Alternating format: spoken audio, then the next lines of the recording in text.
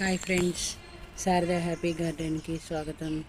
ఈరోజు మాకు మహాబిల్వం మొక్క స్టెమ్స్ దొరికాయండి, ఇంటికి తీసుకొచ్చాము. ఈరోజు చూడండి, మహాబిల్వం ఇది మొత్తం 9 ఆకులు ఉంటాయండి.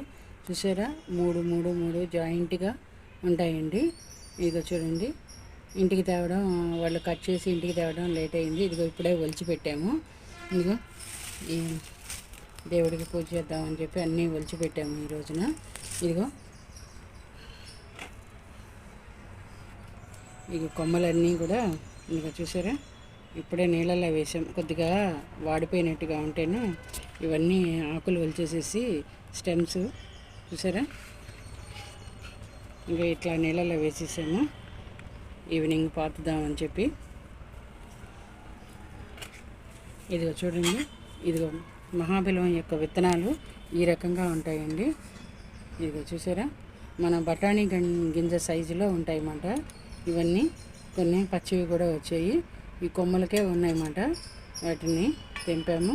ఇదిగో చూడండి అన్నీ. ఇదిగో మనకి మామూలుగా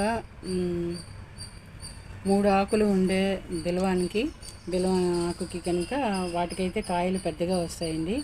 ఈ మహాబిల్వం యొక్క గింజలు విత్తనాలేమో ఈ రకంగా బఠానీ గింజ సైజులో ఉంటాయన్నమాట. మీకు ఒకటి తీసి చూపిస్తాను, దాని లోపల విత్తనం ఎలా ఉంటుందో చూడండి.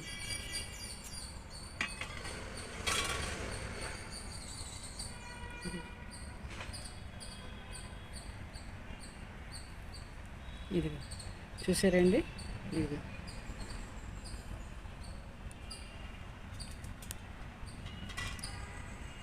దీంట్లో 2 విత్తనాలు వచ్చాయి. మామూలుగా అసలు ఒక్కొక్క విత్తనమే ఉంటుంది. ఇదిగో చూసారండి, లోపల విత్తనం ఈ రకంగా ఉంటుంది. చూసారా, మహాబిల్వానికి మామూలుగా మనకి 3 ఆకులు ఉండే బిల్వానికి తేడా అలా ఉంటుందండి. గింజలు చూసారా, ఈ రకంగా లోపల చిన్న గింజలు వస్తాయండి. ఇదిగో చూసారా, ఇది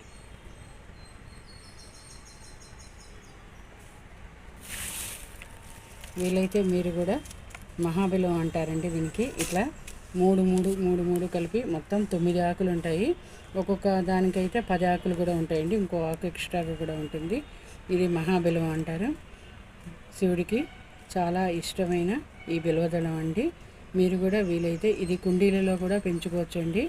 ఈ మొక్కని చాలా మంచిది, ఇంట్లో పాజిటివ్ ఎనర్జీని తీసుకువస్తుంది. ఈ మహాబిల్వం మొక్కని మీరు కూడా పెంచుకోండి.